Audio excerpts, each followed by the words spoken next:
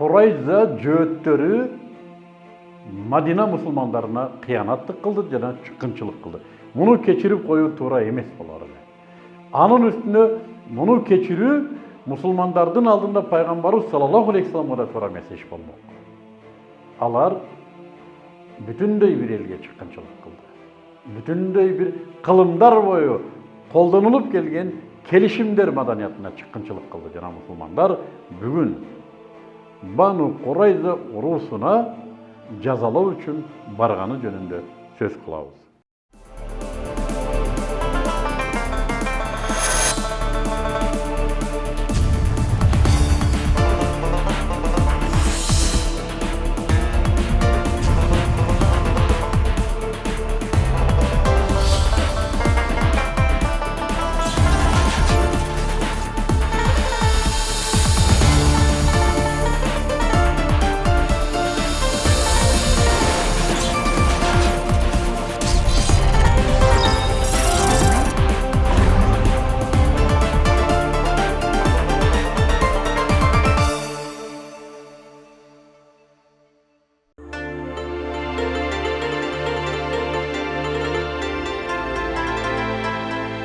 Ben suraştırıp, izildep, şu Madina'daki eski kurma baktardın üçüncüsünde taptım. Bu kurma bak, Peygamberimiz sallallahu aleyhi ve sellem doğrunda şu eski Madina'nın çeginin 5-5,5 çakırım düştük jakta orun algan Banu Qurayza qoğumunun turağı uşul yer. Jana ошол кездеги Banu Qurayza jөөттөр qoğumunun kurma zары. Albatta ал кезде заңгыраган үйлөр, сепилдер, Korgonlar tursa kerek ele, azır hem anın eşine söz kalgan yok, bırak. Oşoğa karabay, kurma baktar, azırka çeyin mömö öğretken, anken toprağı bul derdin mömölü, jemiştü. Jana bul kurmalardın mömösün azırka çeyin Madinalıklar terip jeşet eken. Mına uşul Banu Qurayza jөөттөр qoğumunun turağı uşul yer.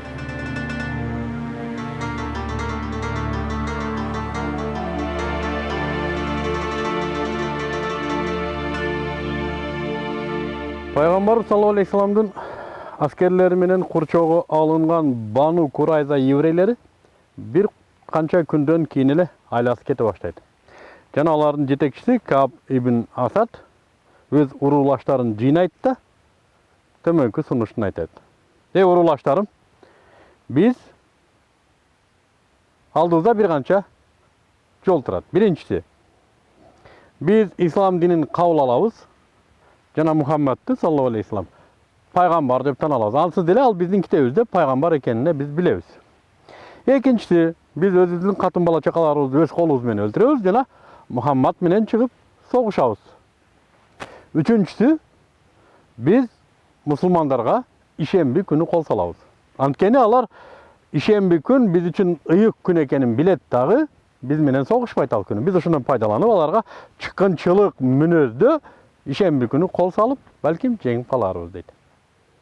Бирок өзүнүн жетекчиси Ka'b ibn Asad'ты угуп отурган еврейлер аны муну деп атып бир да сунушту кабыл албайт. Ошондо Ka'b ibn Asad'тын өзүнүн кыжыры келип, "Ey еврейлер, силер энеңер төрөлгөндөн бери бир да түндү катуу чечим алып уктай элексиңер" деп урушат. Жана эртеси күнү алар 4-чү сунушту кабыл алышат. Тагыраак айтканда жөн эле Muhammed sallallahu aleyhi ve sellem'e bağını bereli deydi. Бирок анын алдында Пайгамбарыбызга sallallahu aleyhi ve sellem bir çavarman жөнөтүшөт жана өздөрүнүн союздаш урусунун өкүлү Abu Lubaba'nын келүүсүн өтүнүшөт. Abu Lubaba чепке киргенден кийин ыйлаган балдарды, аялдарды, чалдарды көргөндө боору ооруйт да. Эмне мени чакырдыңыздар деп сурайт. Ошондо еврейлер, Abu Lubaba, sen bizge kalыс айтчы. Eğer biz Muhammed'ga kolga düşüp versek emne olur deydi. Oşo tuurabı deydi.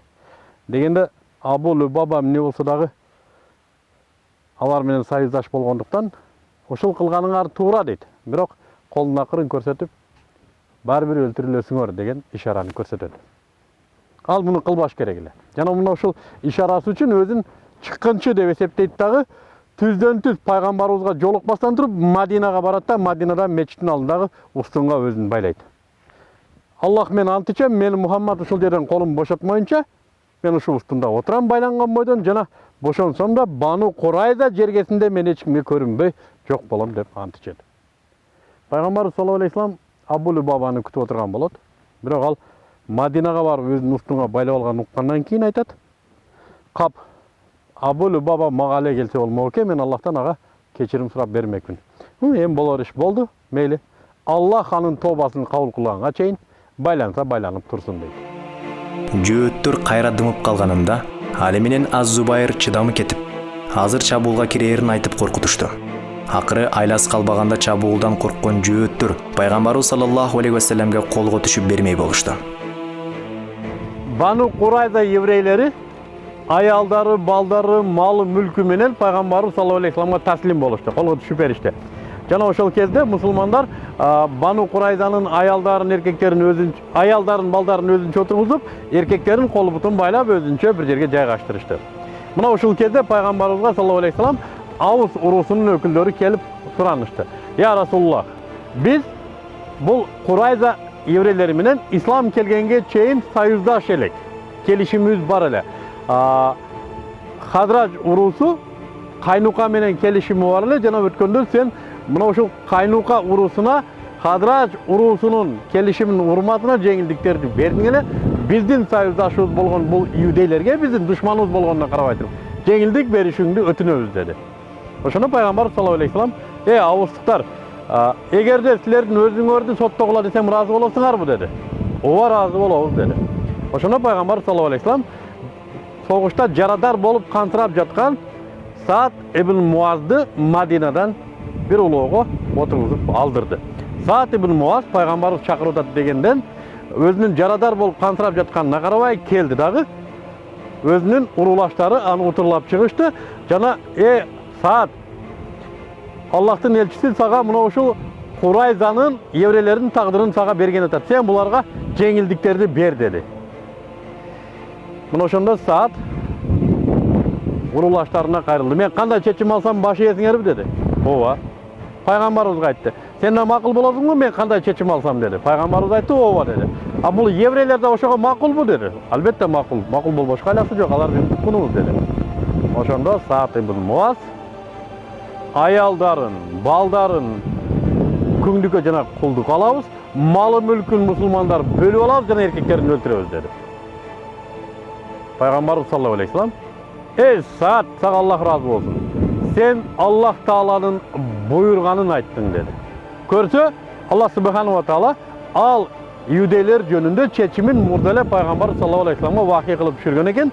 Пайгамбарыбыз саллаллаху алейхи вассалам Саад ибн Муаздын кандай чечим чыгаарын күтүп турган экен. Көрсө, мына ушунчалык жан биргеликтен пайгамбарыбыздын сахабалары пайгамбарыбыз аркылуу Аллах субханаху ва таала менен бир пикирлеш экендиги ушул жерден да билинип турат. Бану Курайзанын камоолу 25 күнгө созулду. Жүрүштөн кийин жараты улам ырбап жаткан саатта пайгамбарыбыз саллаллаху алейхи вассалам мечиттин короосуна жайгаштырууну буйрат. Көп өтпөй сааттын жарасы ачылып көз жумат. Пайгамбарыбыз саллаллаху алейхи вассалам сааттын көз жумганына Аллахтын тактысы титиреди дейт. Ал эми Абу Лубабаны аялы намаз учурунда бошотуп койчу. Абу Лубаба намазын окуп бүткөндөн кийин кайра аны устунга байлап койчу. Күндөрдүн биринде пайгамбарыбыз саллаллаху алейхи вассаламдын жубайы Умму Салама анын кечирилгендиги жөнүндө сүйүнчө айтып келет. Муну уккан элдин бардыгы Абу Лубабаны басып жыгылып куттукташат. Бардыгы буга кубанышат. Бирок Абу Лубаба мени пайгамбарыбыз саллаллаху алейхи вассалам өзү чечсе гана ушул жерден турамын деп көгөрүп болбой коет. Менимче пайгамбарыбыз саллаллаху алейхи вассаламга ушинтип эркелеген го. Айтканындай эле пайгамбарыбыз саллаллаху алейхи вассалам кайсыдыр бир багымдат намазынан кийин чыгып келип, Абу Лубабаны устундан өз колу менен бошотот.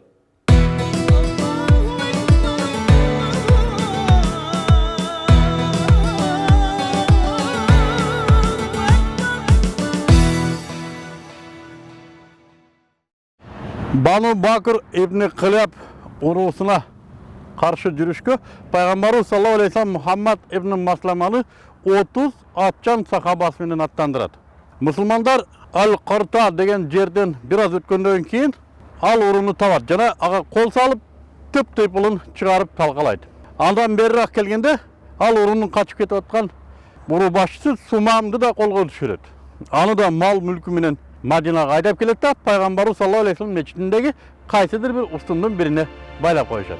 Бир аз убакыттан соң пайгамбарыбыз саллаллаху алейхи вассалам чыгып, "Эй Сумама, эмне дейсиң?" деп сурады. Сумама: "Менимче баары жакшы болот. Эгер мени өлтүрсөң, мен үчүн өч ала тургандар бар. Эгер кое берсең, мен ыраазы болгонду билген адаммын.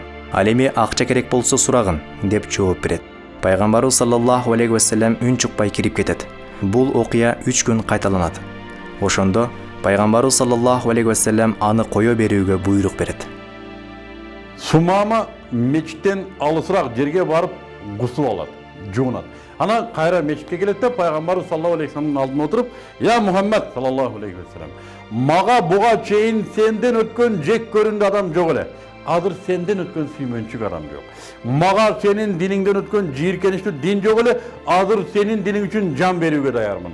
Мага сенин шаарыңан өткөн жаманаттуу шаар жок эле. Азыр сенин шаарыңда жашоону арзуу кыламын. Ла илаха иллаллах Мухаммадур Расулуллах. Ашхаду ла илаха иллаллах ва ашхаду анна Мухаммадур Расулуллах" деп күбөлүк берип исламды кабыл алат. Андан соң ал Меккеге кайтат. Мекке мушриктери аны жемелешет Сумаманы. "Сен динден чыктың эй Сумама" дейт. "Мен динден чыккан жокмун. Мен тетирисинче чыныгы акыйкат динди кабыл алдым" дейт. Жана мушриктерге: "Эй мушриктер, эми силер көргүлүктү көрөсүңөр. Ямамада дандын ээси менмин. Мен эми силерге дан жөнөтпөй кууратамын" дейт. Айтканда эле Ямамага баргандан кийин дандын бардыгын Меккеге чыга турган жолдорун бууп салат. Ошондо мушриктер, караңыздар, пайгамбарыбыз саллаллаху алейхи вассаламга өздөрү ушу жек көрүп араң турса дагы кат жазышат. "Я Мухаммад саллаллаху алейхи вассалам, Ямамадагы өзүңдүн сахабаңа айткын бизге дан жөнөтүүнү мүмкүнчүлүгүн берсин" деп. Пайгамбарыбыз саллаллаху алейхи вассалам уруксат бергенден кийин гана Сумама Маккага Ямамадан дан жөнөтүүгө уруксат берет.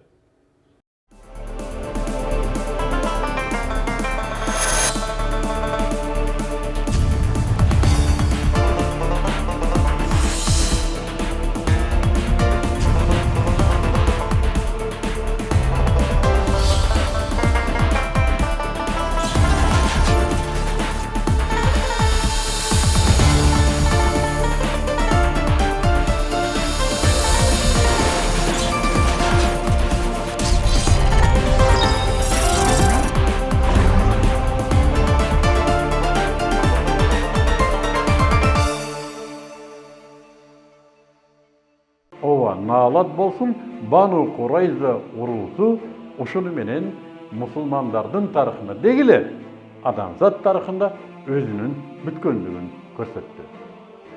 Мен өзүм Мадинада Бану Курайзанын турган жерине чейин барып көргөм. Азырга чейин ал жерлерде курум базарлар бар, азырга чейин булактар чыгып турат. Бирок сүңгүп киргенде ошол доорго киргендей болуп, ошол доордогу мусулмандардын ызасын сезгендей болуп кайттым.